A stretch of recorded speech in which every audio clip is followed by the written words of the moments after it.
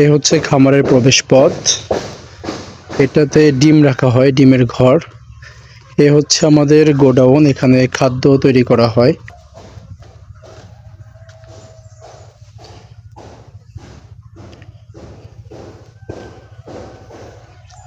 এরপরে দুইটা জেনারেটর, একটা হচ্ছে এই পাশে, আরেকটি জেনারেটর হচ্ছে এই পাশে।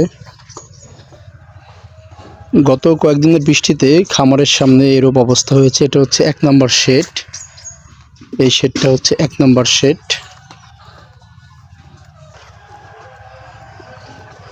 এটাতে সোনালী প্যারেন্টস রয়েছে।